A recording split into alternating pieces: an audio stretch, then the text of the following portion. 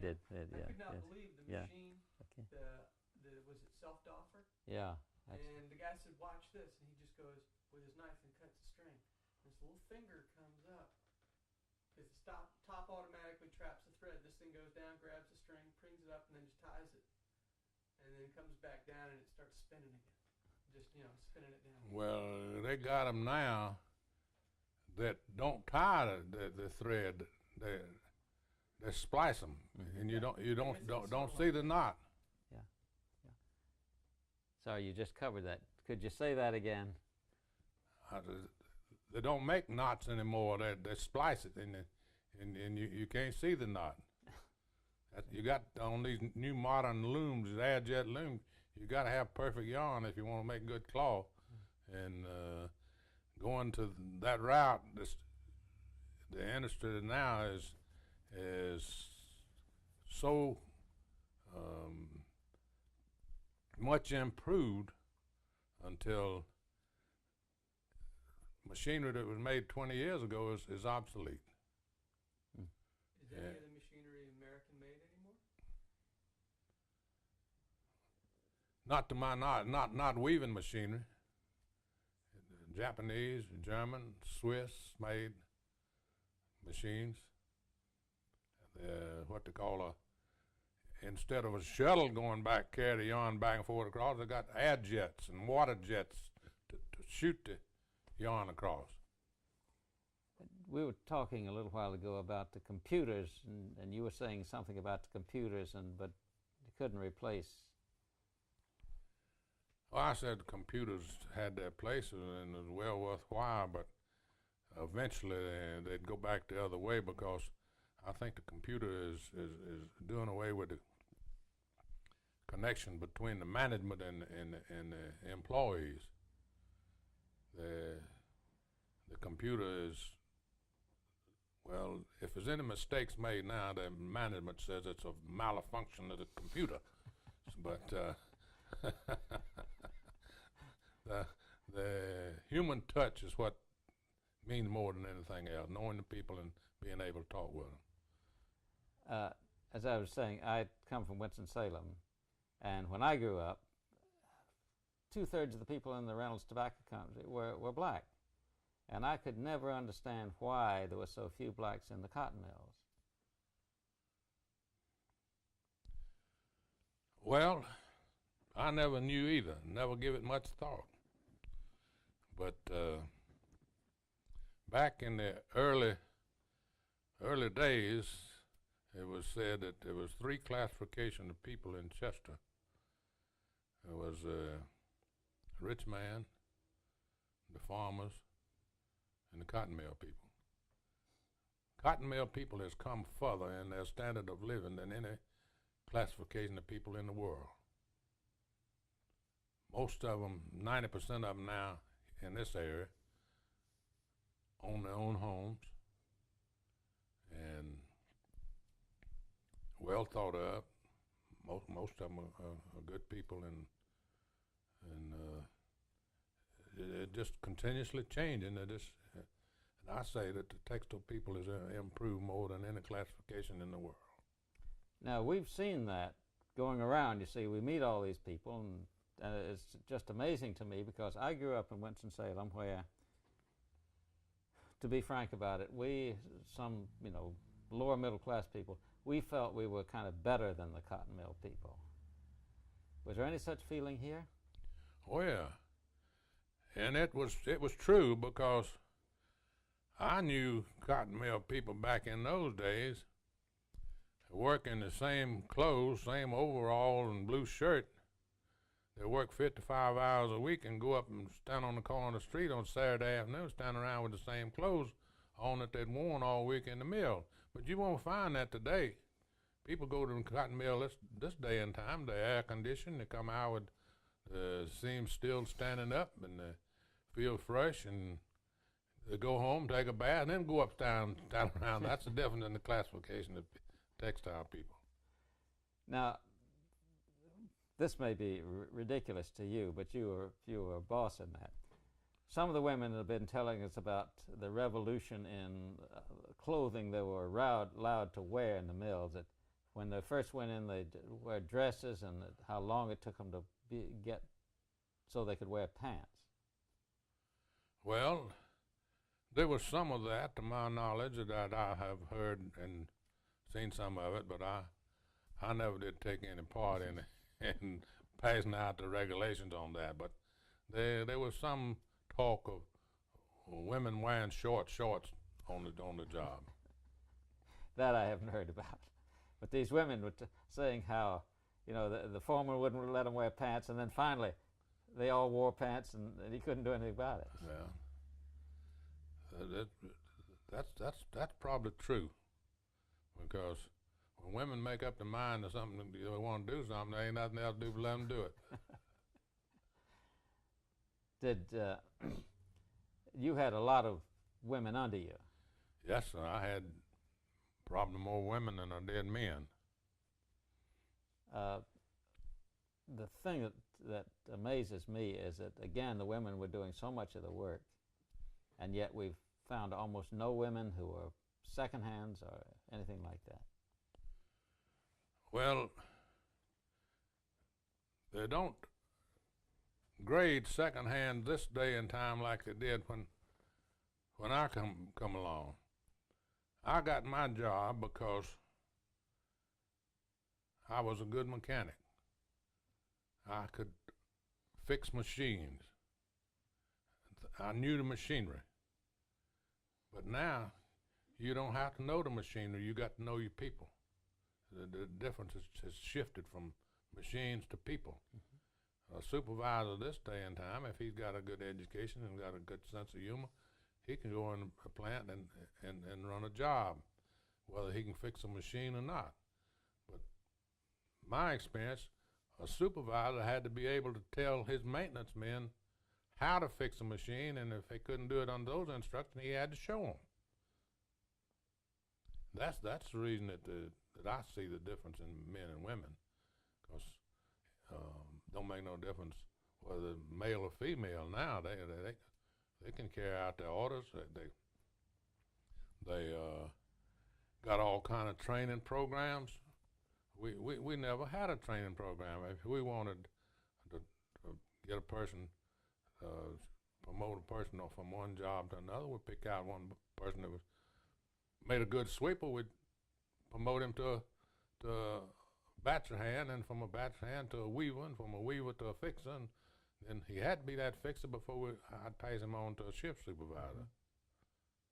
Now you were still in management, I think, when the federal government said that you had to let blacks come into the mills. Were you there when that happened? Yes, sir. How did you persuade people to accept that? Well, you never did persuade all of them, because they're not fully sold on it yet. But the black people, they're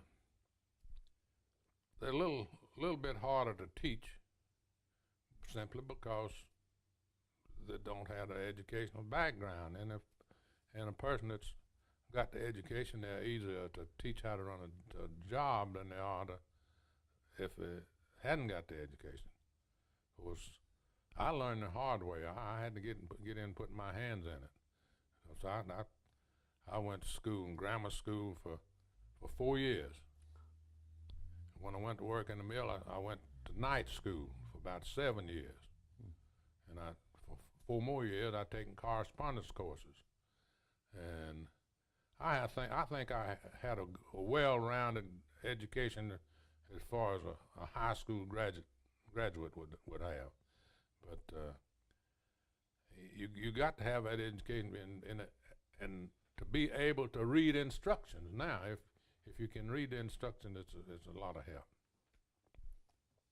And were there a lot of resistance among whites to having the blacks there, or? Well, yeah, I've had the whites to tell me that we were partial to the blacks, that we scared the government was going to come in and overrule us, and of course, I had some good blacks when I come out of the mill. Some of People there that been with me all the time still resent some of the blacks, but most of them has come. The older people resent the blacks more so than the young ones do. The young ones come along with them. They're going to school with them now, and it's not too much different this day and time. Yeah. Well, I asked that because, you see, I grew up in Winston-Salem, but then I went north. Yeah. And I looked at your local paper today, and I see a picture of people going back to school, a black teacher, black and white all together. And of course, I knew nothing like that when I was growing up. Well, this day and time, well, for instance, back in the 60s, I was looking at a picture of just a football team. Every one of them was white. Mm-hmm. If you look at it today, you might see 3 white ones on there. I noticed there are more whites in the baseball team. Oh, well, there's some important positions that they got to be a little more intelligent. See, let me show you some pictures that we got. See if there's, because it must have been a pretty exciting time, even though you know that Colonel Springs was going to be in control. Was there any kind of excitement among your fellas in the troop when you got called out that day and watched those people come into town? No, we were excited riding out there on the fire truck, but just a moment, just a moment.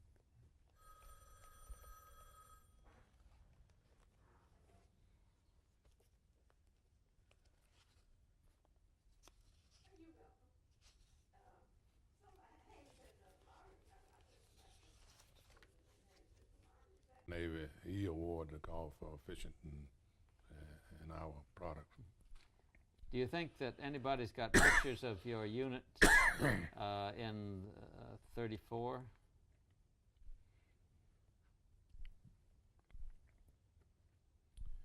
Well, it's offhanded. I know one boy that got it, but he lives in Sumter, South Carolina. And if anybody in Chester's got it, Dewey McCown. He was a private in the National Guard back in the 30s, but he went on and made 30 years and he retired as a lieutenant colonel. So he may have one of the pictures. I'm not sure. Did you have a kind of an official historian, do you call it? Not to my knowledge. Of course, I keep forgetting you were in the Guard for 10 years, so. Yes. But here's He was telling us how excited they were on the truck, George. Yeah. On the fire truck. Yes, and the phone rang, so. Yeah, he asked me if there was any excitement. I said nothing more than riding out to the Eureka plant on the fire trucks.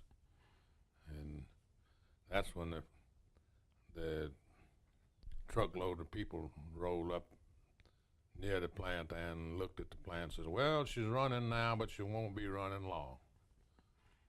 What was her response? Well, the company commander had already instructed us not to get in any argument with anybody, and we just ignored all those comments the best we could. What would you have liked to say? Go to hell. How did you feel? I mean, you knew some of those folks, I assume. Yeah. Had you ever, what was it like to be confronting people that you knew and you in National Guard outfit? Well, some of them knew members of the National Guard by name, and they talk with them. But I reckon that's one of the reasons that we got along as well as we did. That there's some of the same class people in the what they call the organization of the union as it was working for Springs. Did they issue you ammunition for the rifles? No, never did. So the rifles weren't loaded? No. Could you tell us that? Because I always thought they were. Ours was not. Just say our rifles were not loaded. Yeah. Could you mind saying just, our rifles were not loaded? Our rifles were not loaded. Then how could you have protected the mill? Bane it. You've never been hit. Could you ask him which Yeah. you have your own? That's all right. I'm gonna, because you want to get that clear. If your rifles weren't loaded, how could you protect the mill? Well, manpower at the gate. Just, we wanted to. We done everything according to orders. And we never were issued any live ammunition. So what did you have then? Just physical strength, bayonet, manpower. Did you get any other orders from your superior officers in terms of what to do? Well, to be honest with you, I can't remember the exact words, but they did not want us to have any physical contact with anybody, just to avoid that. So if anybody wanted to come in the mill, well, we would just stop them and send them by the office, not allow them to go in the mill. One other question. Mm-hmm.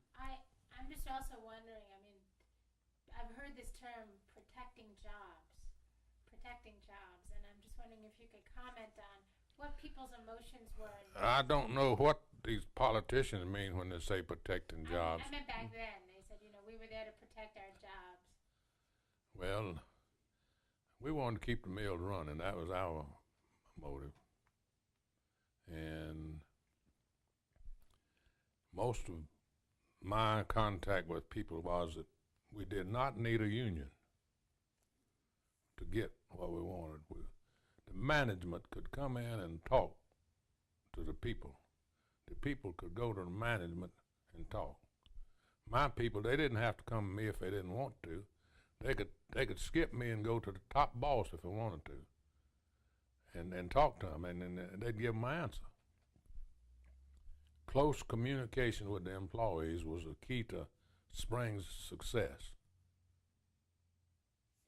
Now, Springs is still running. How does Springs, and over the years as you became, higher up, how did you deal with the union then, if there was ever any drives? Well, I don't know how the top management handled that part of it, but I got enough from grapevine information through the management that we did not need a union and wasn't going to have no union. If it had a union, the mill would close down. And they never came in? No. Okay, this is some stuff from showing that every place wasn't as well organized as you were and handling it. This is Greenville, South Carolina.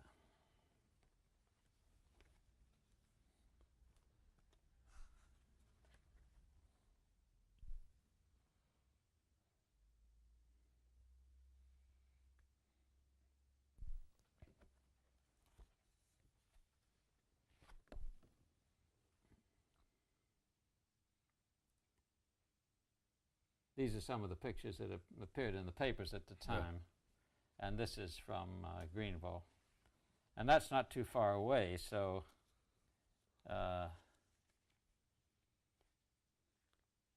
No, it's them old uniform looks familiar.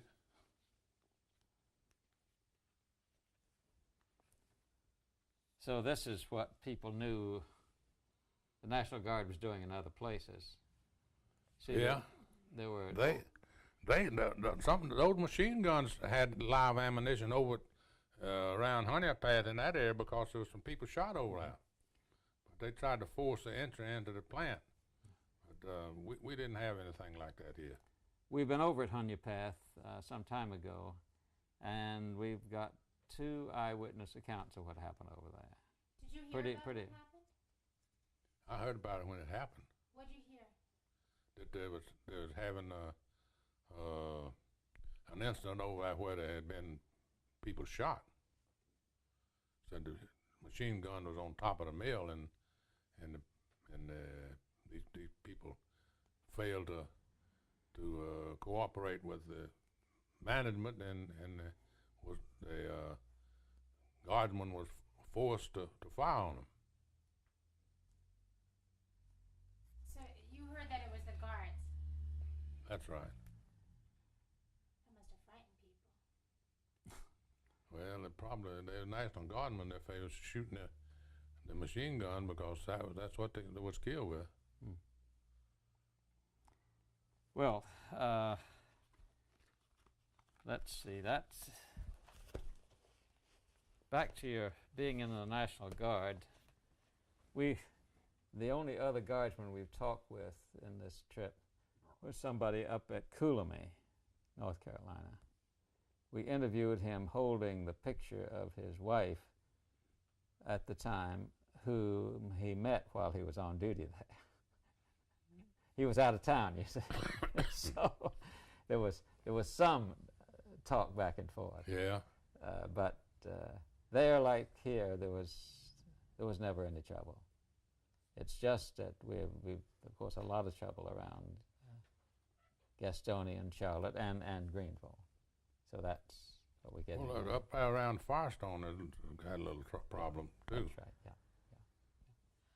Yeah. Did all the National Guards ever all get together for big meetings with each other or big maneuvers? We've talked about it, but there's not but 3 of us left from the original company when I was in there. Do they still live in town? One of them lives in Sumter, and the other one lives here.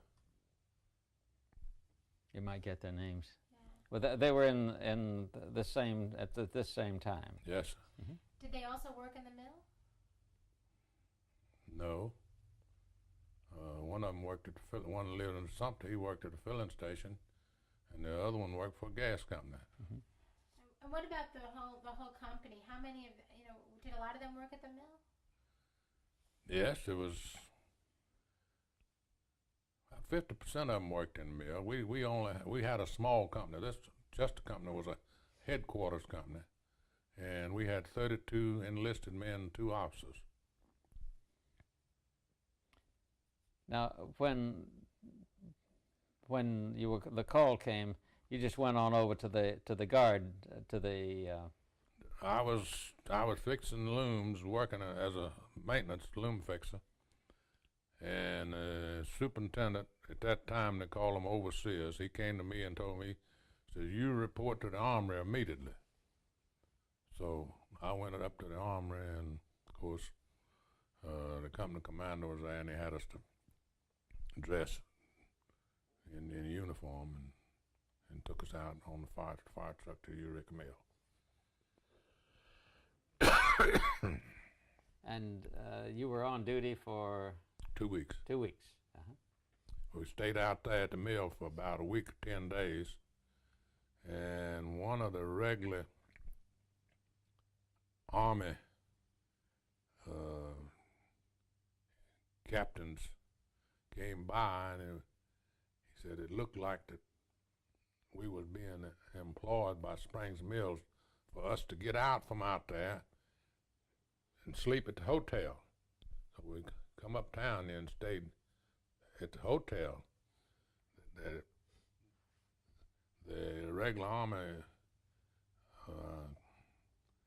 I don't know what he was, but he come by, and he didn't like the idea of us being housed up in a warehouse, sleeping on them bunks out there at the mill. Says, go uptown and stay at the hotel. So we stayed out there a week, and then we stayed up here at the hotel, an organized group for 2 weeks.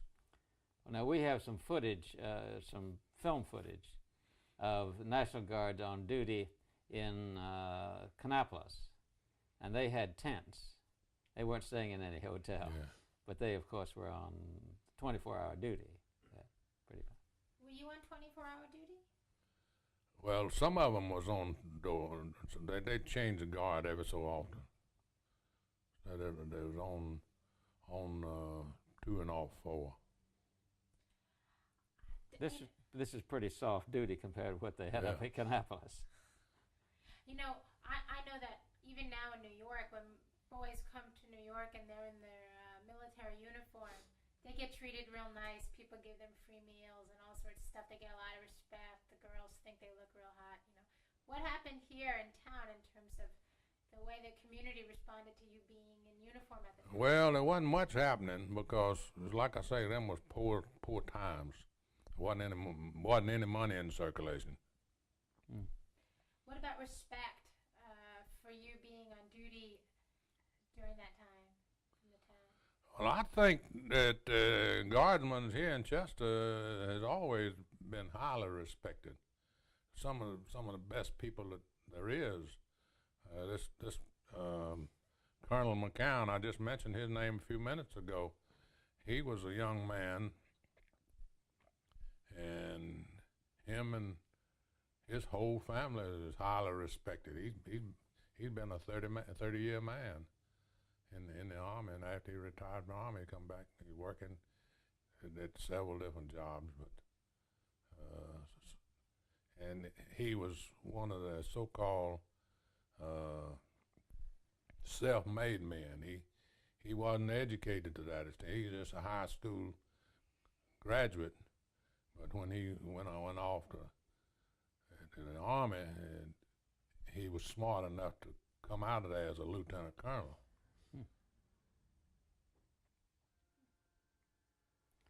Okay. Yeah. Question: did they have any Miss Spring Maid contests here in town? Had quite a few of them, but not here in town. They got a park down on the river down at Great Falls where they formerly had those spring maid contests. I just read his book, and I just thought it was sort of interesting. We hadn't seen that from any other mill owners. But now they have a get together. They don't call it a contest, but they have what they call 25-year club. Anybody work for the company 25 years, while they're getting a free trip up to Carowinds next month. And Springs just contract Carowinds. Won't be nobody there but Springs employees that day. And of course, my experience as a 50-year employee, I go to the 25-year club meeting and also the 50-year club meeting. Do you get to go to Carowinds twice? No, it all happened in the same day. We have a separate meeting for about maybe an hour and a half. 50-year club. What about the building down in Myrtle Beach? Well, it's so many of them down there. They got a new building down there. It's 6 stories high, it's an oceanfront condominium, I reckon you'd call it, but all kind of meeting space for people, clubs, and organizations to come and hold their conferences and things of that nature. They got one of the best cafeterias in the country down there. I belong to what they call the Senior Citizens Golden Age Club, and we go down there every spring for a week, and for a very reasonable price. Before Mr. Close died, it started going down there, and when they asked Mr. Close how much it was going to charge these senior citizens for those rooms down there, he says, charge them enough to pay for the use of the linen. So they still go down there now at a real reduced rate. We had 300 people from Chester and approximately the same number from Fort Mill be down there at the same time in the spring of the year. So the connection between here and Fort Mills is pretty close. Yes, sir. Now, back in the 30s, was the headquarters still at Fort Mills, or was it here? In the 30s? Yeah. They had an office here, but the management still attended meetings at the colonel's office in Fort Mill. And the colonel's office was in Fort Mills. Yes. I've always associated with the Fort Mills, and not with Chester, because I didn't, connect up who owned the factories. Yeah. Okay, Judy. Yeah. I've heard that a lot. I've heard stories that a lot of women, when they were widowed, moved to the village with their children, and no one's really ever told me about that. Moving in with their mother because they lost their dad, and everyone going into work. Well, my family is one of those. Tell me about it. In 1918, my father died. My mother was left with 6 children, 2 girls and 4 boys. And my father was a happy-go-lucky type of person. He'd buy anything that he could get on credit. And he was very much in debt when he died. And livestock people took everything my mother had except one old cow and a few chickens. We lived in the country. And my mother parents lived with her brother down below Winsboro. And her brother talked her in coming down there and taking care of their parents. And we went down there, and by the time we stayed there 6 months, my mother had spent what little bit of money she had, and she and her brother didn't get along. He wanted her to put the children in an orphanage, and she didn't do it. She wrote letters to 2 of my father's brothers, and they come 6 miles below Winsboro and moved us back to Chester, got her a job in the mill over here. And she'd never been in a mill before. That was 1919. And when we come back, she went to work in the mill, learned to weave, and about 23 or 24, the mill started curtailing bad. During that time,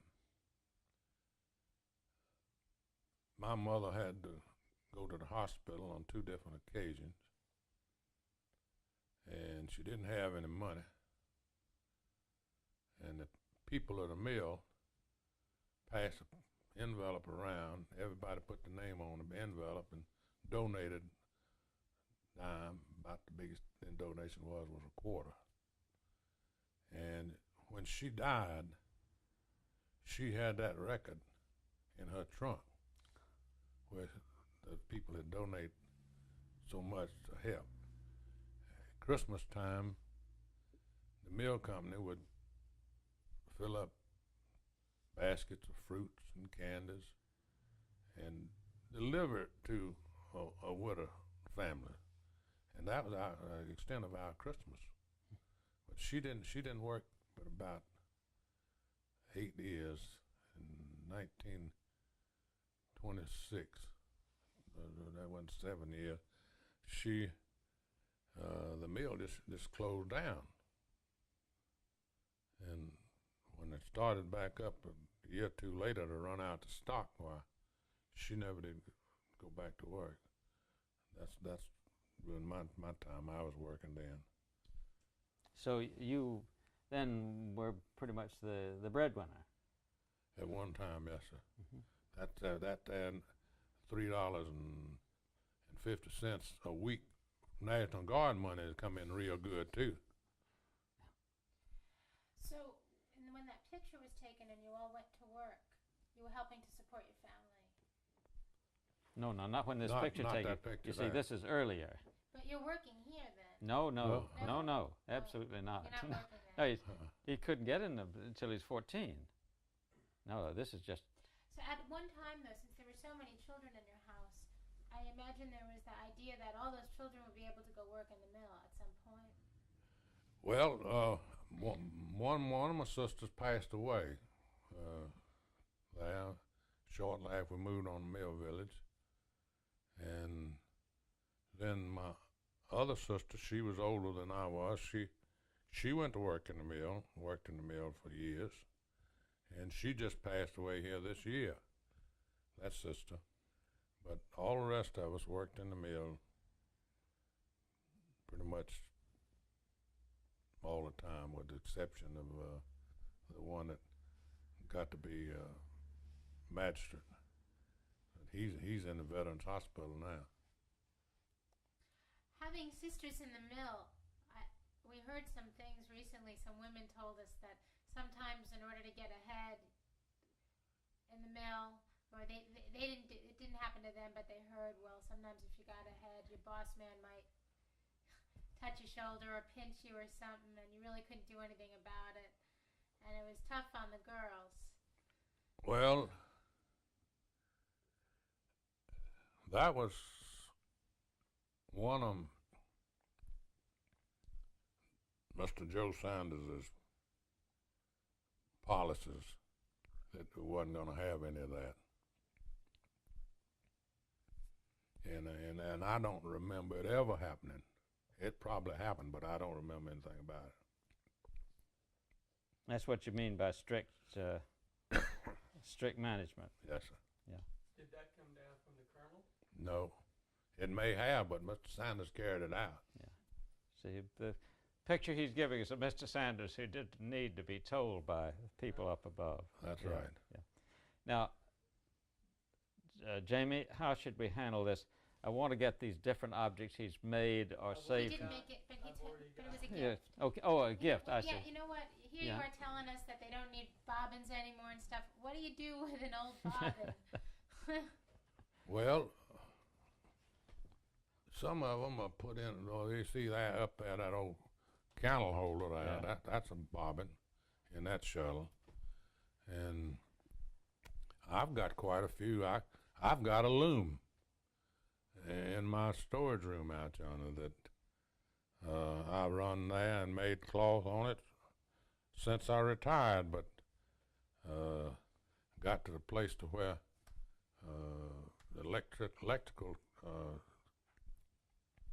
service got so expensive until I just had to, they charged me, I think, $9 a month if I never turned the motor on. So I just had to have the electrical service discontinued, and I've been attempting and tried to give that loom away. You don't know anybody interested in it. Well, now, we may. Jamie? Yeah. What I'd like to do is a break here, Can and you maybe tell us about the lamp, though, before we break? I got all that. maybe you could show us that loom and what else you got in your storeroom.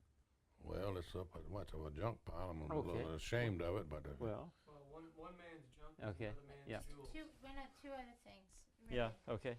Now, that was a gift when I think you retired, is that right? that's right. Can you start with that sentence and tell me about that lamp? Well, that's made by one of the employees of Steel Hill Manufacturing Company, and that's was a salesman that presented me with that when I retired. That was not from Springs. And your wife was boasting before. She said that you were on the city council after you retired. For 12 years. Can you include what I said and tell me about being on the city council after you retired? Well, I just had some personal differences with the city, with the mayor. Is the reason I got off the city council. When my time expired, I just had some personal differences that I didn't care to. Sure. Okay, No problem. No But problem you at do all. believe in civic service. Okay. Okay. Sir? You do believe in civic service, public duty. Yes, sir. And you were with the Sunday school as well at your church? Yes, sir. Okay, Jamie, let's break this and Let me go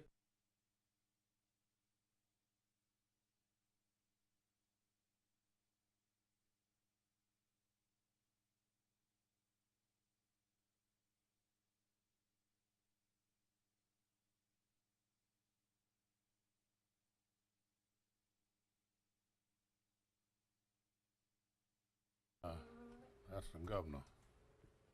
Oh, yes.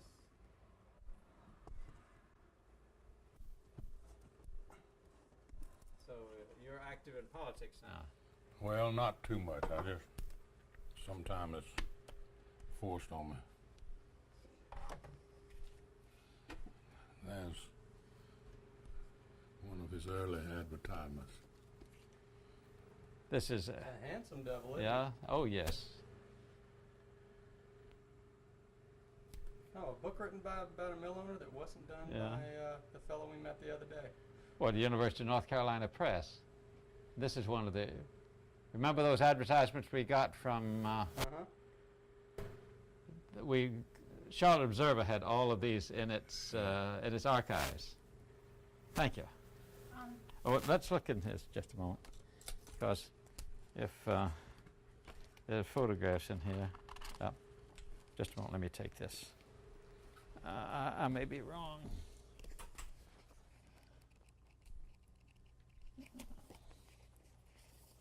This, I'm sure there's all too early stuff. Yeah. This is, we don't need it. No, this is all just about the springs.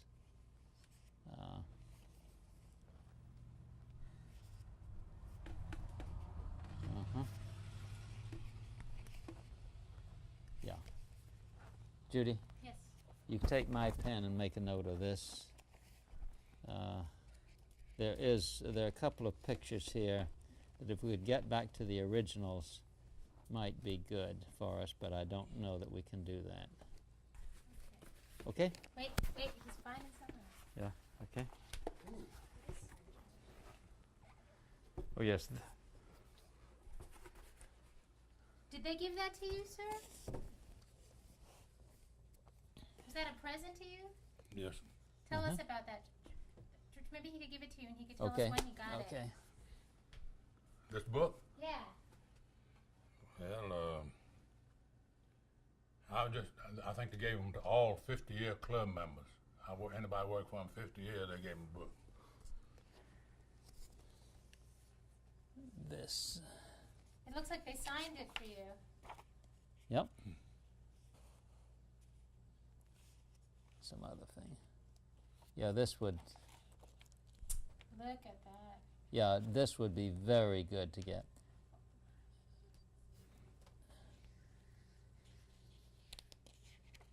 Let's see.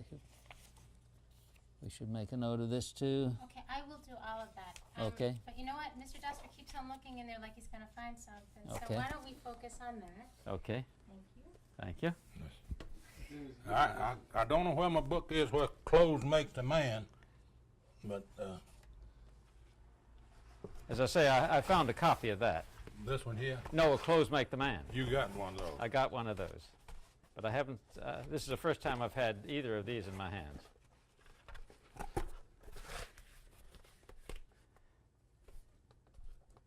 He got proper. Eliot also wrote some short stories and novels, I believe. I know he wrote some short stories. Yeah,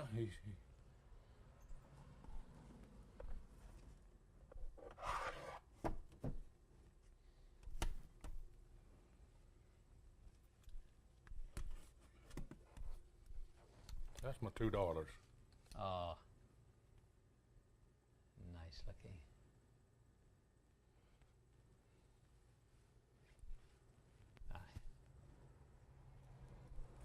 See good looks running the family. George, ask him about that picture and maybe he could take it out and then that Okay. might be a nice way. They're not lit the same. Yeah. And all those pictures. I used at one time. Had racing pigeons for a hobby. Is where them trophies come from. And you keep that picture of you and your brothers in there. I just stick it in there. I just got that the other day. Oh. Hadn't had that too long. I see. Was that just published recently? No. Well, no. This man up here, the undertaker I was telling you about, he got that out of the papers and put that together. Racing pigeons is not a common hobby around here, is it? Not now. It's not got too expensive. Yeah. Back in well, 30s and 40s, where you could ship a racing pigeon crate of them to Atlanta and have them turn loose. It cost each member of the club about $3. It got to where it cost them about 12 while we had to quit. Yeah. He's originally, her husband originally from Plains, Georgia. You ever hear about Plains? We had a present that came from there, I believe. That's right. So that loom, it's in real good mechanical shape, but it's just old. And what way I got it, Springs Mill donated that loom to the Chester High School for the vocational school, and then when they built a new school, they done away with all the antiques and had to have new machinery, so I just got one of the antiques. Mm-hmm. So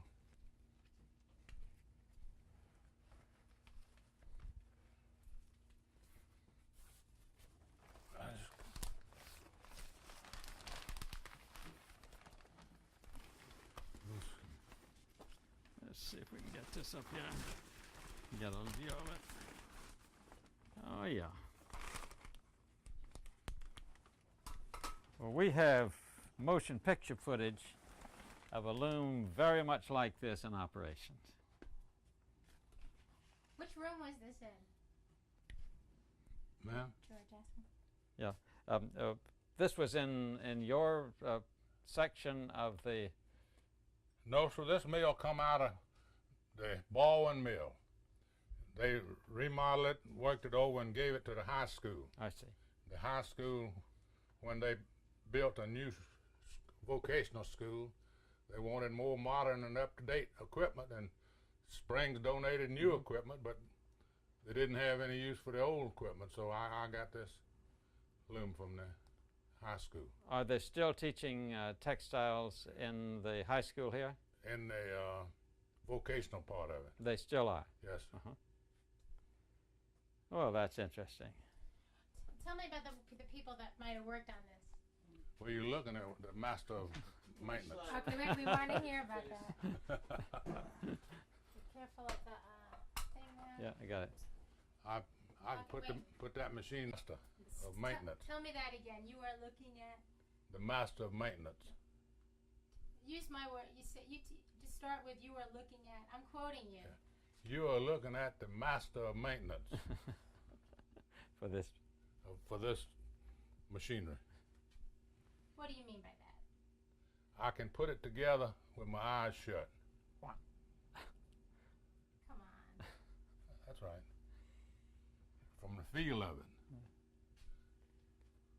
How many years did you work on looms like this? I worked for Springs for 50 years, and I retired in 74, and then I worked as a consultant for Abco Chemical Company for 17 years, and just recently retired from Abco Chemical Company. Yes, I will. I hear you though. Don't worry about it. This is. Tell me about now. Like I said, tell me about the people that worked on here. I mean, women must have worked on here, right? Yeah, they worked on that. As far as running the machine, but all they had to do was to plug in those bobbins over there. That's an automatic change. It put the bobbins in there when that one run out, and repair any yarn breakage on the warp yarn was the operator's job. What model loom is this? That loom is probably a 1918 model. It's got some modern, more modern attachments been put on it since that time. Back in the early days of that loom there, they were driven with a belt from a shaft overhead, come down to pull on a pulley here. But the change that pulley there to a gear and then mounted a motor on that to drive each individual. And what kind of output could you get? Well, in what respect? The cloth, you mean? Yes, sir. Well, depend on the speed you run it. You could run that loom there anywhere from 160 picks per minute to 190, somewhere in that range, and depend on how many picks you want to put per inch in your product. What I mean by picks is the number of times that shuttle go across there and carry that yarn back and forth. Go over there as one pick, back's another pick. But that's laying a thread in there each time it goes across there. And can you speed, then you could set the speed of the machinery, right? Yes, sir. All you had to do is take this guard off here and change that motor pinion on that motor there. You increase the size of your gear there. You go from a 17 to 18, you increase your speed by about 12 picks per minute. Now, some of the people used to talk about the stretch out, complaining that they were adding work. What did they mean by the stretch out? Well, every time you change in the weave room, every time you change a style of goods, you more or less got to change the number of machines a person operates. If you got on a tough weave, one that you have a good many stoppage, they can't run but just a few looms. But if you got on one that seldom ever stops, they can run 100. So they run anywhere from 10 looms to 120 looms. But they're on a light. When they're on a light weave, and they run good, and you don't have many stoppages. That's what they call a stretch out. Some people, for instance, gentlemen went down to South America to instruct some weavers and tie-in machine operators down there in the textile industry. And he stayed down there for 4 years to come back. And I talked with him. He said his experience down there was he taught tie-in machine operators how to run a tie-in machine. Well, says ordinarily a man cannot run but one tie-in machine. At the most he can run 2. But when he taught weavers how to operate a loom, they're supposed to say run 24. Well, when they got one started up, they didn't want to start up no more. They want to stay right there with that one and watch that one run. So they didn't want to leave that one. That's what they call a stretch out system, increasing the job load when you had to run more machines. And If you change the gear that you were talking about, that's speeding up then, right? Yes, sir.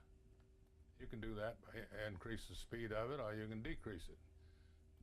Determining the quality you want and the way it runs. Sometimes the increased speed make it increase problems as far as your weaving is concerned, but you could decrease it and get better efficiency out of it. well, now, when you first started working in the mills, the work was pretty casual almost. It was not anything like as hard as it got to be and regular as it got to be later on, I presume. Well, I can't say that. I've been all along now. I've been through a lot of things that I didn't know what I was doing, but it depends on what a man knows as to how to take advantage of a job. If he's well experienced, why, in fact, of the business, I've heard that just what you said there, being overloaded on the jobs. But people that complain about being overloaded really didn't know what they were doing. A man that doesn't know what he's doing has a problem. If he knows what he's doing, he can get it done, move on to something, get something else done. Now that's the problem with what they call the stretch-out system. 90% of the people talk about stretch-out system. They're really not overloaded, but there's too much difference in people. You find one weaver can run 50 looms, and you find another one can't run 30 looms. But just the qualification of the people. Most of your people were on production, weren't they? Yes, sir. They got to have a pick counter on the machines. Have you ever heard of something called the BDO system? I don't believe I have. Yeah. It was just one of the efficiency systems that we've read about, and I just wondered if you'd, yeah. What about the Taylor system? They were talking about, you know, a Minuteman or a Clockman or IE. You know, the guy that walked around with that I've heard a lot of that. But I run my job when the IE man come around to see me and offering suggestions. The best way to get away from them kind of people is to run the very best job you can. And when they come around to see you, don't spend too much time with them. Springs had them that come in to see what I was doing and go up to Fort Mills, and the IE man didn't know that much about it. He go up and try to compare what I was doing and what they're doing up there, and it just don't work. So the stopwatch didn't tell everything. That's right, it didn't tell everything. We had a couple people tell us that they were able to fix the clock on their looms. Well, I've had them to fix the clock, to run the clock up. There's that one don't have a clock on it, but all of them we read the clocks every time a shift changed at my department. But there's a wing nut on the clock where you run it back. You can stand there with a quill like that out of quill can, and when that clock started to register one count, you could take that quill and hit that wing nut, and it might spin at 10 counts. That was one way around it. And of course, other people, they get underneath and disconnect the connection and take the hand and spin the little rod out of the way and run it up. I'll tell you, a lot of the letters that I've been finding in the archives have to actually deal with the stretch out, because when they put that National Recovery Act in, people went on 8 hours. When they went on 8 hours and they weren't working 11 and a half anymore, according to these letters that people wrote from all over North and South Carolina and Georgia, that they had in the same amount of time, I mean in 8 hours, they had to do the same amount of work that they had done in 11 and a half hours, because they got this, 25 cents an hour. Well, as I say, most of those people that complain about being overloaded, I never saw anybody I've seen people with more than they can do, but that was because they didn't know how. In recent years, people get a whole lot more training than what they used to get.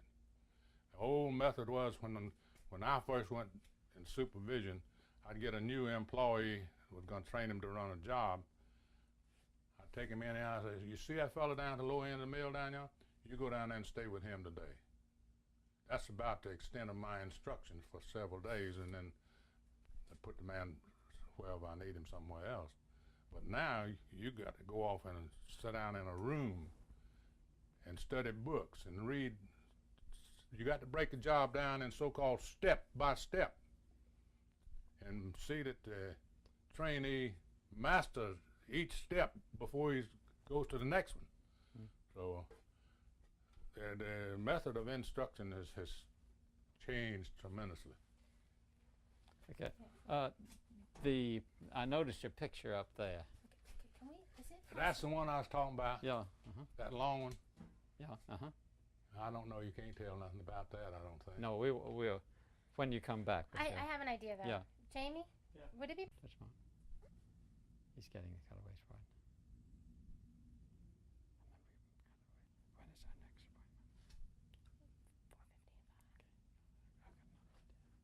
4:55?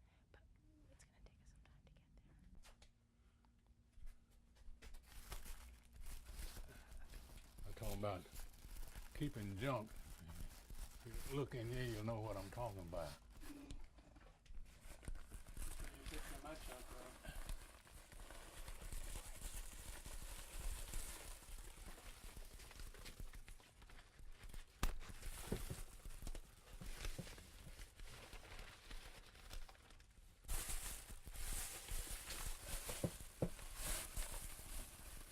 I got some old payroll somewhere. Yeah, 10 cents an hour.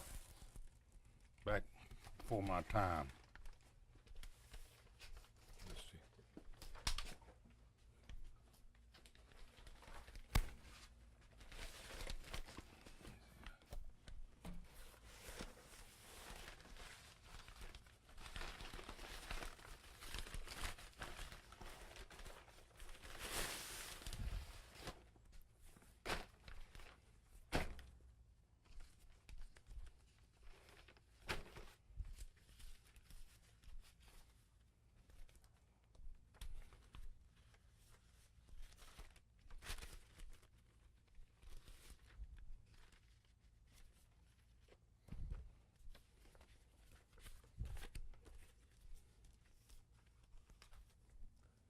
Yep, this is March the 17th, 1930. Spinning room. The overseer made $40, and you weren't the overseer then. That's right. Section man made $19.25. The oiler and bender made $11.55. A sweeper made $9.90. You were the sweeper, weren't you, at first? In 1930, you weren't. No. My first job was a truck driver. What were you in 1930? I was a weaver. Weaver. It just has a creeler. Well, now that's not that's a spinning department. Here's spinning. You got made 22 cents per side. Yeah.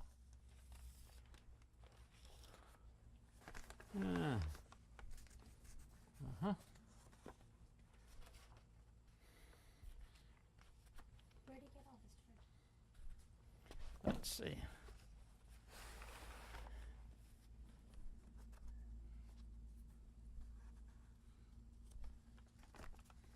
This is back during the 40s in the Army, Army, Navy, East. Oh yes, when they were selling war bonds. Yeah. Yeah. That's Oh yeah.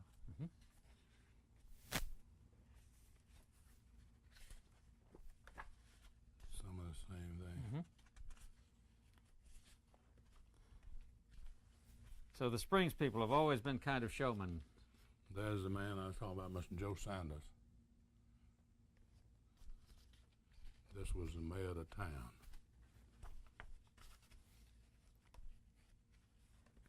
Was this town bigger then than it is now?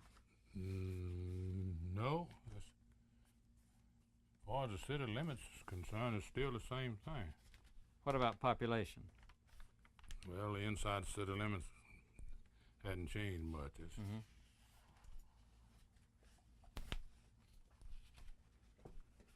I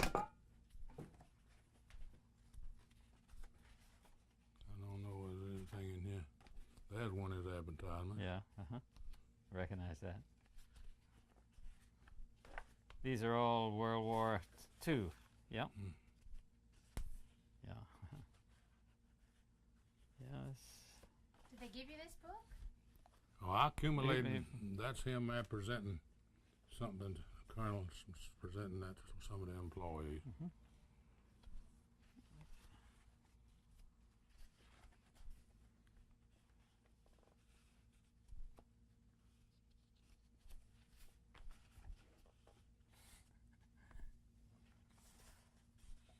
Colonel Springs, and you ever hear of John Reed King?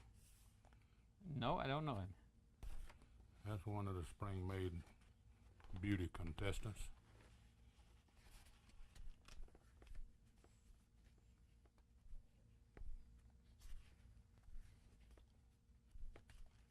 I thought I had some more.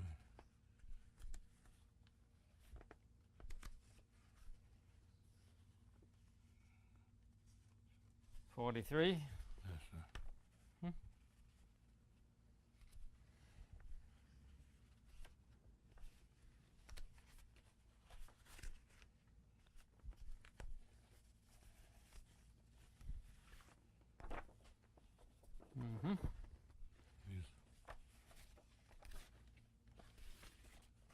I don't think there's anything in there that'd be too much of interest. Okay. Old paper clippings. You want to point out the other things around here that you've got that connect with springs? Well, I don't know just what all I have got yet. Like to say anybody that works for Springs is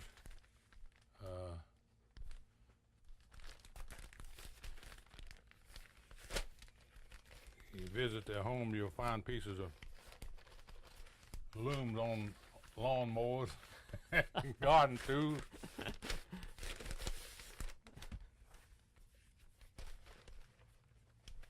This here's some of Springs' early. Publications, yeah. Yeah. Let's see, what's the date of this? Let's see. This is 48. And it's, so we see. Maybe Mr. Doster could read out a headline for us.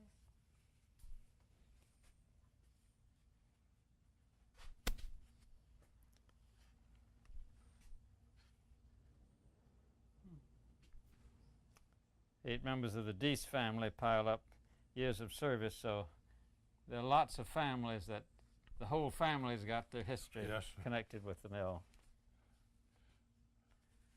During the war, I worked one man over there. I worked him and 3 sons and 2 daughters in the same department. That was 6 people out of the same family.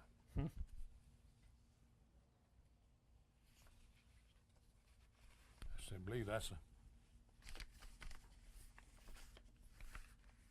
the picture of Spring-Made Beach Aha, down. yeah, in Myrtle Beach.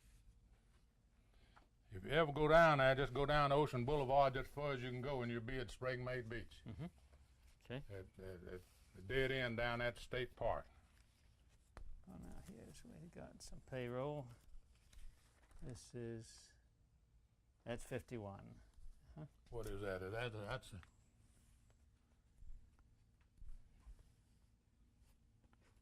That's a weave room right there. See, yeah, and this is 1951, so that's been changed a lot. What does it say underneath this little short one, George? I saw Which one here? Yeah, underneath that. There's Oh. an article. Colonel Elliott. Yeah.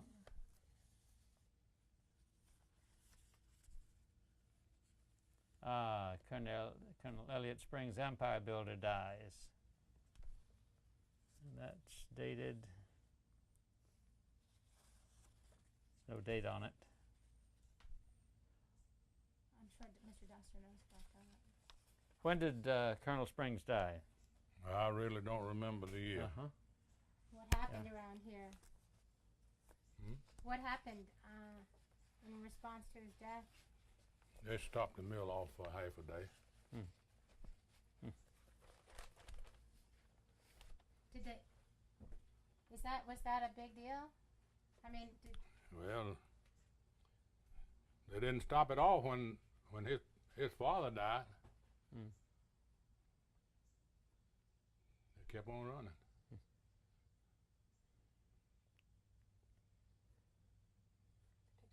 Yes, the picture up there. maybe he could just tell us about it. Well, that's got the date on it, but I can't read it. If you want me to get it down, I'll get it down somehow or another. Okay. You want to, or I can get it from here? I think we'll get it from there then. Yeah, I can just get Yeah. it from here then. Is Or your he could- mama in it? Why did you put that picture up there? They had that picture over here at this mill in the supply room, and they was cleaning up one day, and they just dumped it out in the trash, and I picked it up.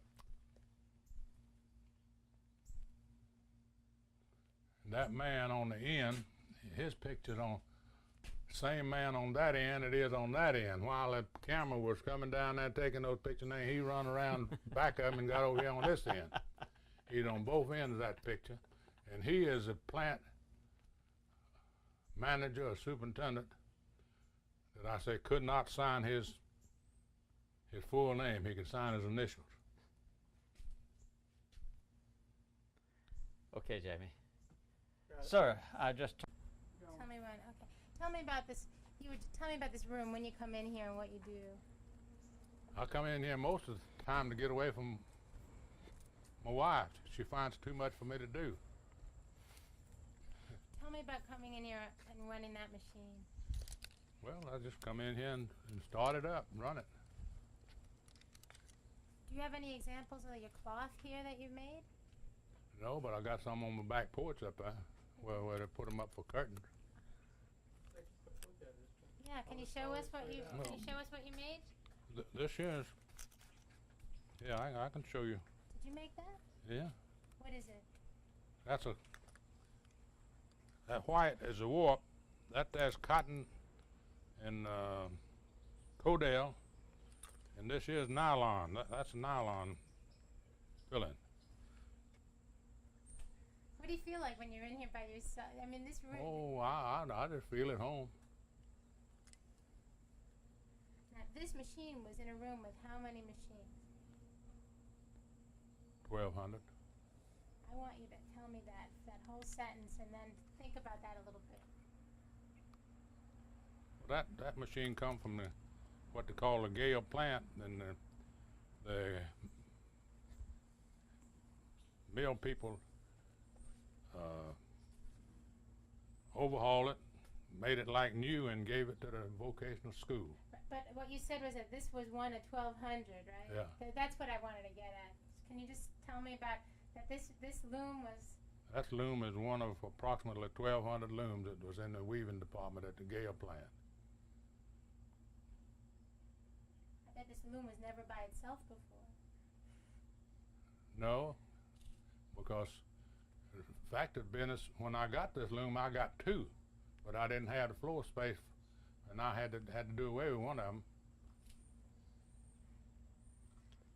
Well, I can just picture you coming in here, just weaving. Judy, I'm getting very hungry. Okay, we're following you. So you're gonna show us a piece of cloth. Oh, yeah.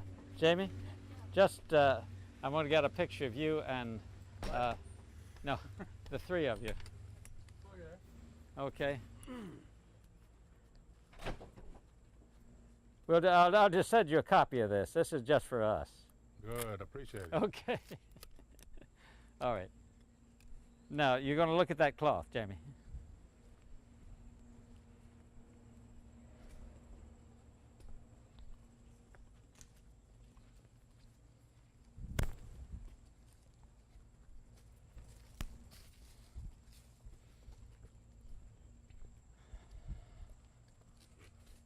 Where's your card at? Your card. Your card. My You don't- card. Card? Your Mine's card. in the truck. I have to sign George's. You had to sign his name? Yeah. And I have to Mine's sign in the mine. truck. I'll get you one before I leave. I'm a poor person to remember names, is the reason I asked. Judy. Judy. James. James. Okay.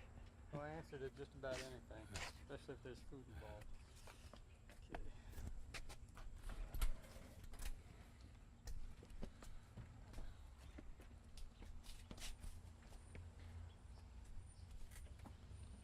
Leave them.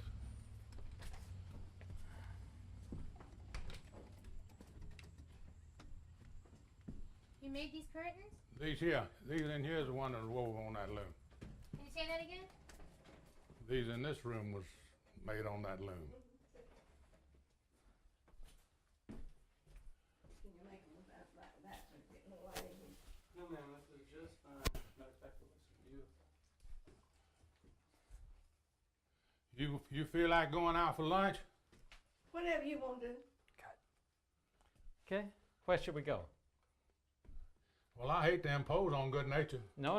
You just tell me where you like to eat. What do you like for food? I like vegetables. Homestyle. Well, Around here, the only place to get a balanced diet in vegetables is Ryan's, and that's up Rock Hill. I mean, right out of Rock Hill, right there. Well, we have a nice fish store here, but it's just open on weekend.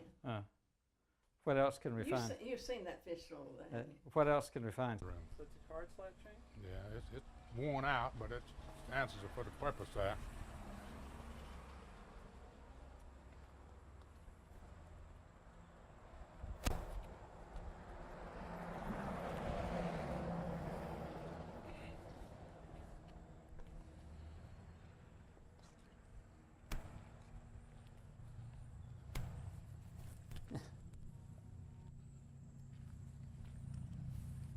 So I noticed you had this all over your property. Well, I got it all the way across here.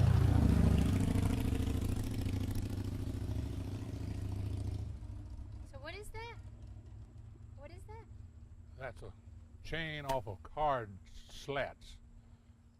A card is a carding machine that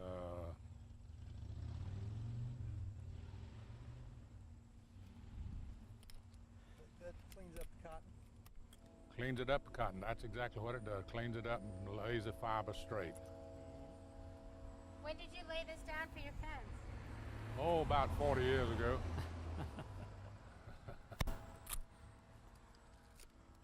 Okay. Are you the only guy in town that has this for a fence? Yeah, I reckon I am. You want one?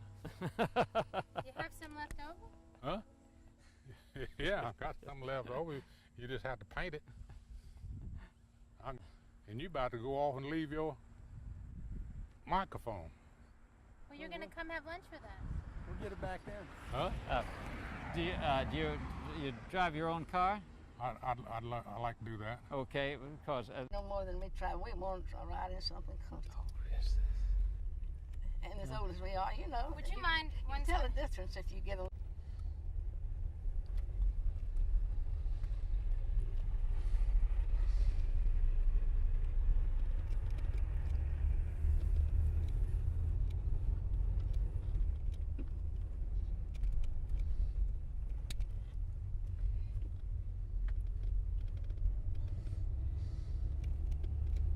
You won't get lost, will you?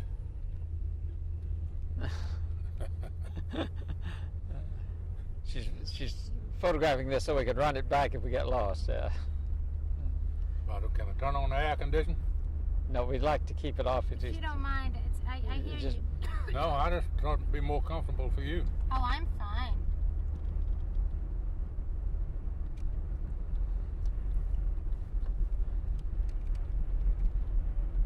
Now the National the National Guard started from the Armory, did it, that day? Well, National Guard started in 27. We didn't have an armory.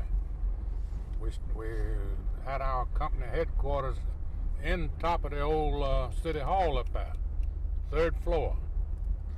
So They didn't have that little island up there in the street then. That's where they drilled on top of this. And that's base. I remember when he was first started. You hear him all over that hill drilling.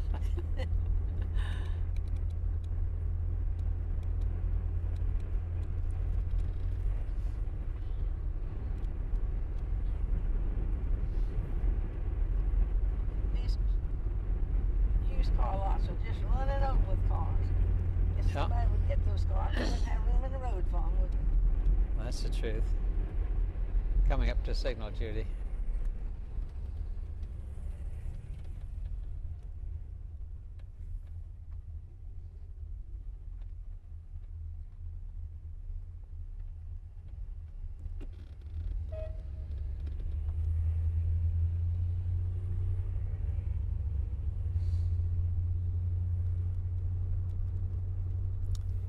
How long have you been living in the house where you are now? We built it the year we got married. Ah, yeah. We lived in an apartment till we built the house. It's real odd. that's been 1937 we built that house. I was working with this family. He was the head of this construction company. He said, I know just the house we're going to build for you. So I talked to him about it. He said, yeah, now let him help us stop it. And he'd do things like, while they're doing that, you go and make them cement walls. And while we're doing this, take that piece of lumber out there and make them a garage. And you know, that stuff like that was nice. Oh, that's nice, yes. You don't get stuff like that now. No. And you know that cement wall? It's there. So this It whole, hadn't torn up. I noticed. this whole town was really put together by Springs, is that right? Well, mostly. For a while, there wasn't nothing here for people to work at except Springs Industries. They had 3 mills here,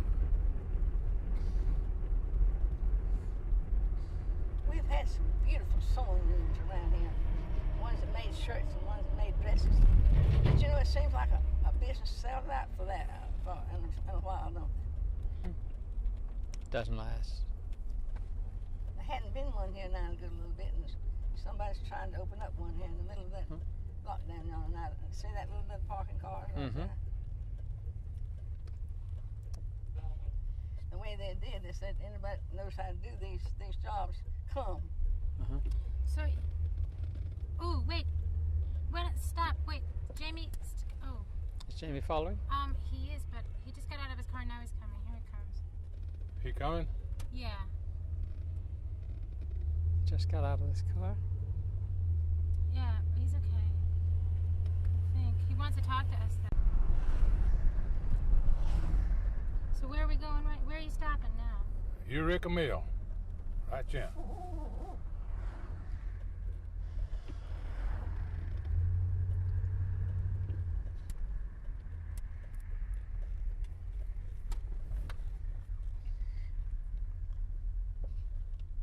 Okay, Right here, this is Eureka Mill during the strike. We had bunks in that old warehouse Did you right take your there. camera when you left the restaurant? My camera? Your still camera. Have Jamie take over, Yeah. and he can describe to where we are. Okay, fine. Is he gonna get out there? Yes, we are. Okay. Okay. Let's get out.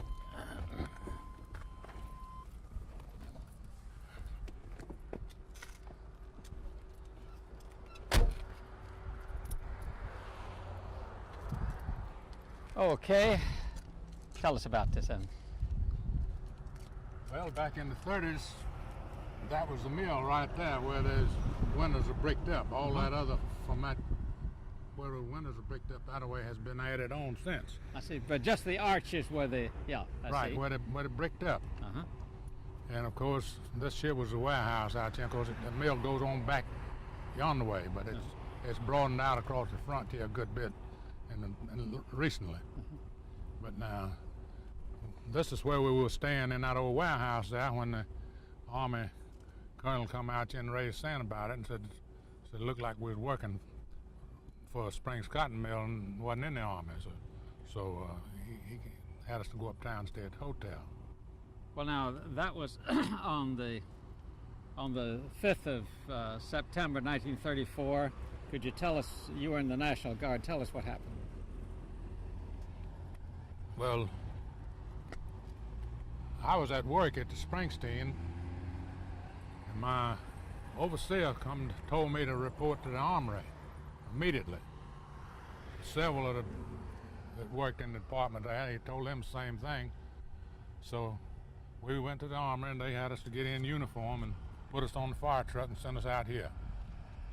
So about an hour later, the flying squadron come along, and the trucks and cars lined up along there, and we were standing along the curb over there, and they come along. Some of the people in the trucks, they spat on us, or spat at us several times, and we didn't have any contact with them, but some variable conversation between some of the ones that they knew, that some members of the National Guard knew some of the people that was in the group. So it wasn't too long until half the people in the mill was out here watching and observing what was going on. So they finally stopped it all off, and by that time the colonel had got down here, and he told all the people in the mill, says, now we're stopping off out there, but those of you who want to work, be back in here on your job in the morning. So, and this lot right here is where the truck was sitting, and he got up on the back of the truck and made a talk to him, and I didn't hear his talk, but I was told that that's what he commented about. This is Elliott Springs. Elliott Springs, right here on this lot. Why'd you call him the Colonel? He's a colonel in the Army, and they appreciate that title, all of them. He was a World War I ace, wasn't he? Yes, sir. Yes. And then after that, how long did you stay here? We stayed on duty out here for 2 weeks, but we only stayed in that warehouse there for 1 week, and went uptown and stayed at the hotel for a week, and then they dismissed us. Did you have any drill or exercises, anything like that? Not out here, no, sir. Did you have regular posts that you walked up and down? No, we did. There was a gate here. There was an office building right over there, and we sat around under the shade trees at that office building, and some of them was posted at the gates around the back of the mill. Had several gates around there that posted at. Why did they have you here when it was so peaceful? Well, they was expecting that group to come back, because they said they'd be back, and they did come back several times. They never knew what was going to happen. Now, what was the size of your group? We had 32 enlisted men and 2 officers. Well, if they had come back in the numbers the newspapers said, they talk about thousands, you could have been overwhelmed, couldn't you? Could have been, yeah. How did you protect yourself? Well, we didn't worry too much about that. We was all young and thought we was having a good time. I see. But you were armed with what? Rifles, no ammunition, and bayonets. I see. So you and just 45 pistols. So you just had the bayonets. Was Yeah. really all you could do. Yeah, I see. That's right. Did you see any of the flying squadron people? Were they armed? We didn't see any arms, no, sir. What about sticks? Well, if they had any sticks, they had them in the trucks and hidden. They didn't get out with any of them. We've seen pictures of them with picker sticks, Well, but you didn't see that. no. Yeah. Uh-huh. Were there women in that group? Yeah, more women than was men. Huh. They just had a flatbed truck with a frame around it, where they're just about waist high, where they could stand up in there and talk. Did you have any idea? Did they believe in what they were doing, or was there just a holiday spirit, or what? Frankly, I don't think they realize what they're doing. Because a lot of those people that was in that flying squadron had relatives working in these plants. And then a lot of them was people that had, springs wouldn't lie in his plants. Why not? Undesirable. We had like my boss over at that other mill where I worked at one time, he handpicked all in employees, and he said this plant here and the Gale plant didn't have nothing but people had been run off from over there. I must say we've heard that in a couple of other cases where there would be one mill in a community that said, you know, that always gets the worst of it. Yeah. And this right about here, over there, was that part of the mill village? Yes, sir, that is part of it now. There was another church on this corner over here. But those houses down there. That's mill village there now. All those houses have been sold. Springs got out of the real estate business and sold houses to the employees. Yeah. 75% of the people who lived in them houses then, though, they moved out to suburbs and built them homes. Well, like you people. Yeah. Where you're living now, no, that was close to your mill, though, wasn't it? Yeah. Yeah. Okay. Now, what are those people? You knew a lot of those people that were on that flatbed truck, huh? Yeah. Did they talk to you? 2 of them did, women folks that I knew. And they had worked over at the mill that I was working at. You seem to remember what they said. Well, no, I don't. Just a short conversation.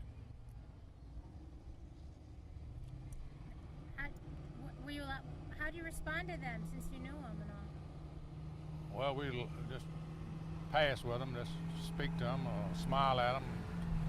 Because, like I said before, our company commander had advised us not to get into conversations with them. not to talk too much with them, and by all means, not to come in physical contact with any of them. What were you really feeling? Well, I tell you, I really don't remember what I felt, other than I felt like I was doing my duty, because I appreciated the uniform, and when I got in the uniform, I was proud of it. Very good. Okay, now what I'd like to do is we'll go back. Or that was there back then? No, that tower was built in the early 30s.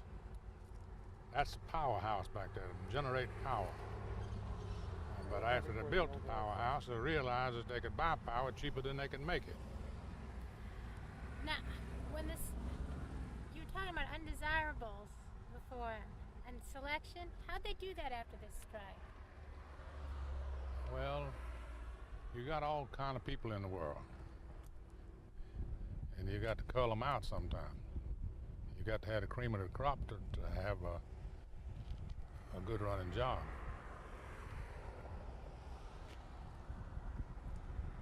So that's what they did. That's what we did. We didn't have a personnel office. Each department hired its own employees.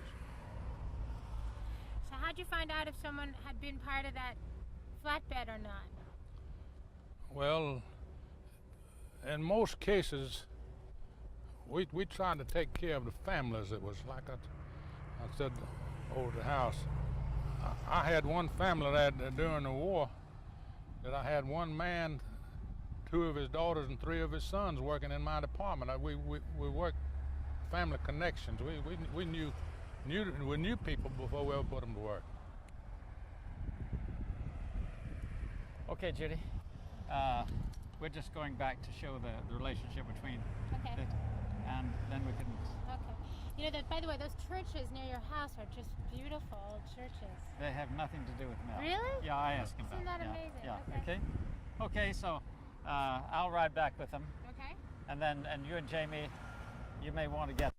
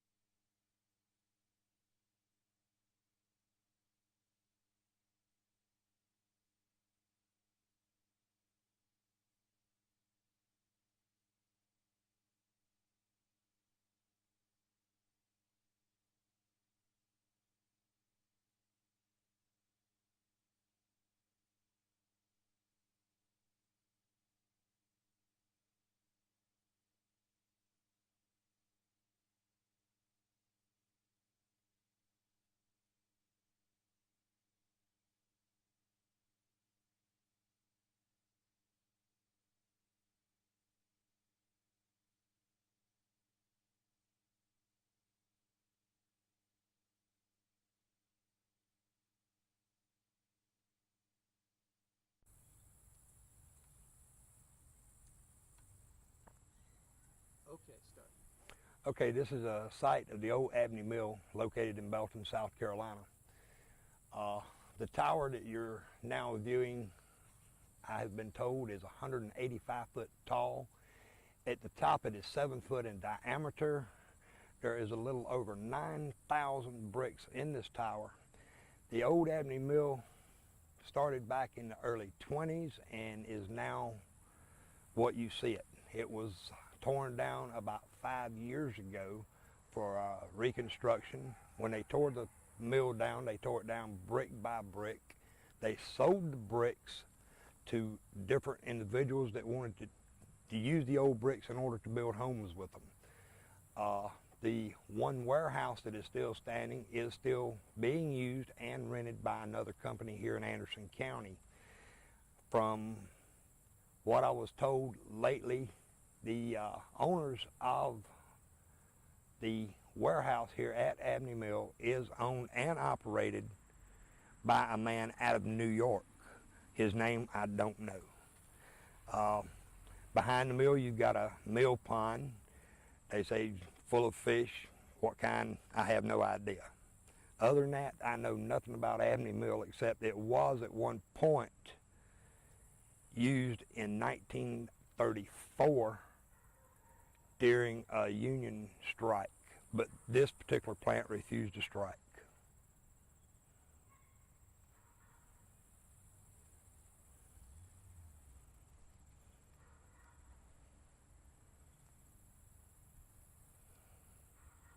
White one has not been remodeled, the rest has. So this is the mill village? Right. The White House has not been remodeled as far as aluminum siding or whatever, but you can see on either side, and a lot of the mill houses have been remodeled in order to make them look better for the city. You got a rough idea what the asking prices on the houses were? When the houses were sold, I believe they went for about $13,000, $14,000 a piece. From what some of the people that have bought them has told me, that when the Abney Mill sold them, they were really cheap because they were just wanting to get rid of them.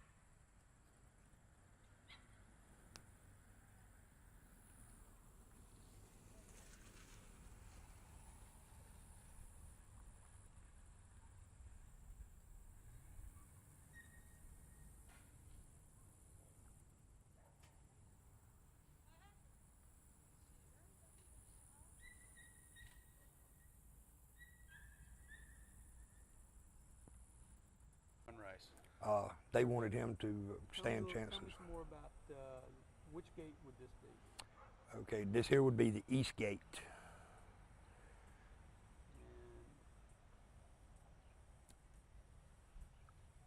the sidewalls left of the old Acme. Okay, this blue wall that is left is part of the old boiler room that's left. Out from this blue wall you could leave into this area and go into what used to be the card room.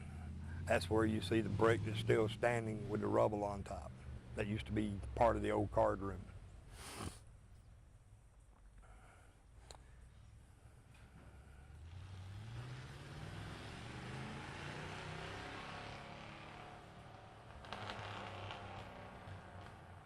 thought it was worth more as spoil than as a standing building. Yeah, there was a lot of vandalism done to this building, and they said in the future they will tear down what is left of the building except the warehouse. The people in Belton are fighting to keep the smokestack here as a historical marker, which from what I've been told, it will be no problem to keep it here. Because when they're tearing it down, they are instructing everyone to be very careful not to damage it. Each year, Belton holds what they call a standpipe festival, and we feel that this smokestack would also be like a sister to the standpipe.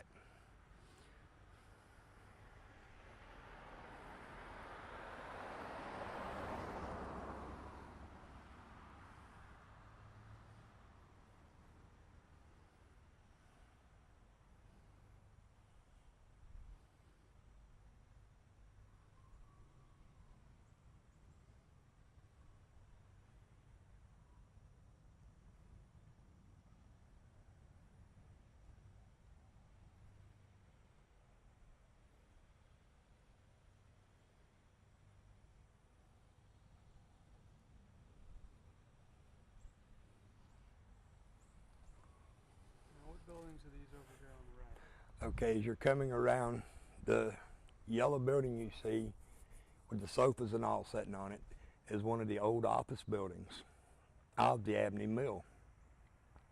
A lot of times in the afternoon you have a group of older men, I guess they used to work at the Abney Mill.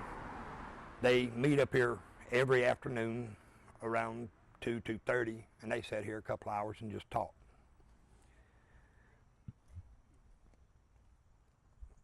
What are these old footings from? Okay, there used to be a water tower there where these pillars are at now, and they tore the water tank down due to the fact that it had been let go so long that it was starting to rust, and they felt that it was endanger a lot of people. The house to your right, which is a stone house, that is one of the first mill houses built on the mill hill.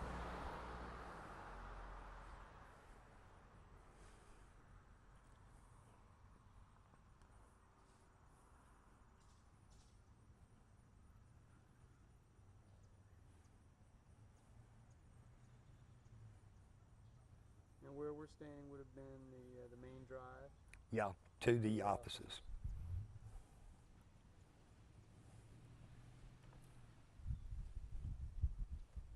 Now, did they have any recreation areas for their employees? Years ago they did. They had a pool. Where it's located in Belton, I don't know. And they got into a discrimination thing or a racial thing, and they tore the pool down years ago. Rather than open it up for both Right. colors, they just said, well, we'll have no pool. That's it. We're going to go to the mill there. Because a guy that used to work in Abney Mill that could tell you a lot more about this than I could is the mayor of our city, Leo Fisher. So these are the old company offices? Yeah.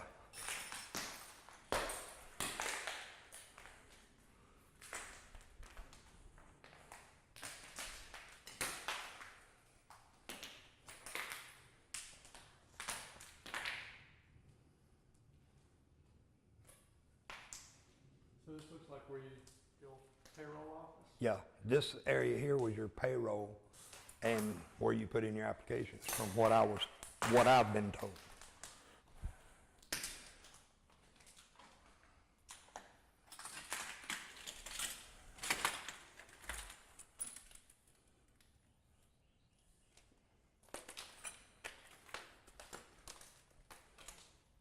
Old Department of Labor notice.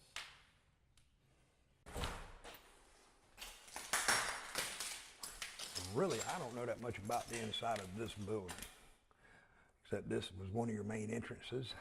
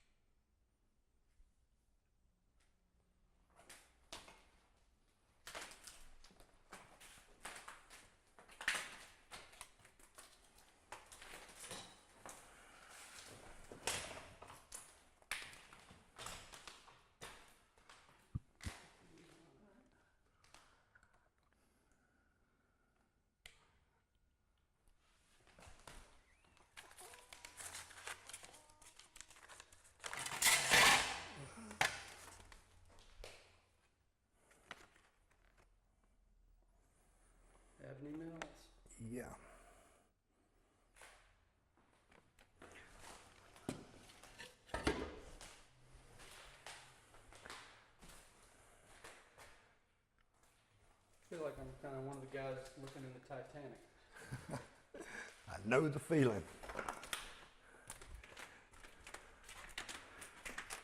I was trying to locate a paper or something like I noticed that may have a date on it. Why don't you just you can pick it up on the here from here?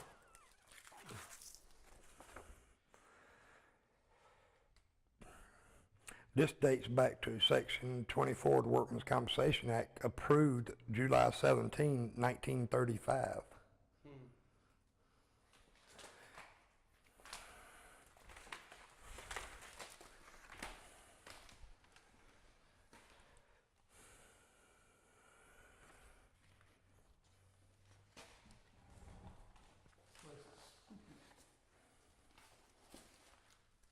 Room to your left was a ladies' room.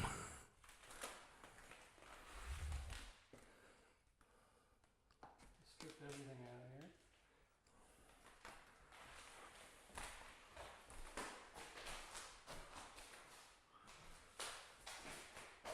The only thing I can figure these rooms were used for was like some of the executive offices. Mm-hmm. Someone's been definitely living in here.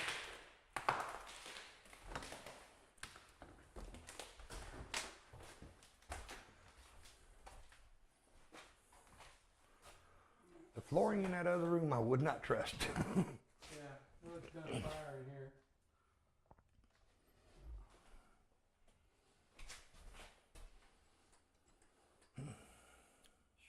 That could have been one of their rooms with a lab or something in it because of the cabinets with the sink.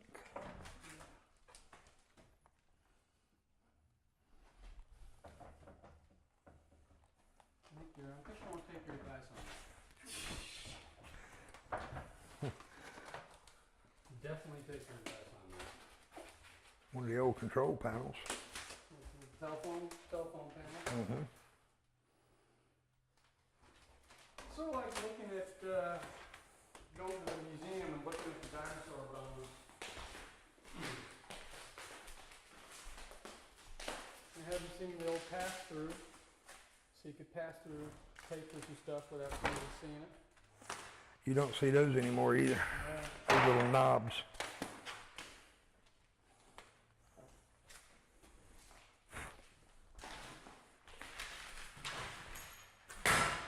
The old safe.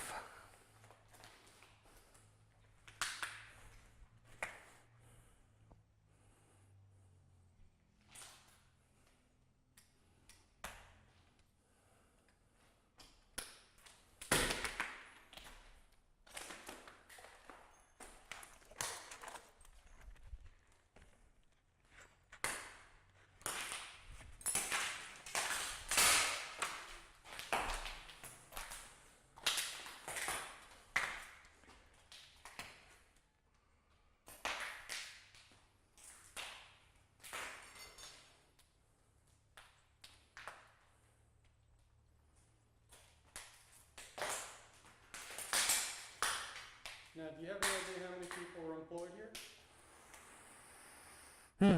My father-in-law could probably tell you that. I really don't know. I would guess probably 400 or 500. That would be a guess. Okay.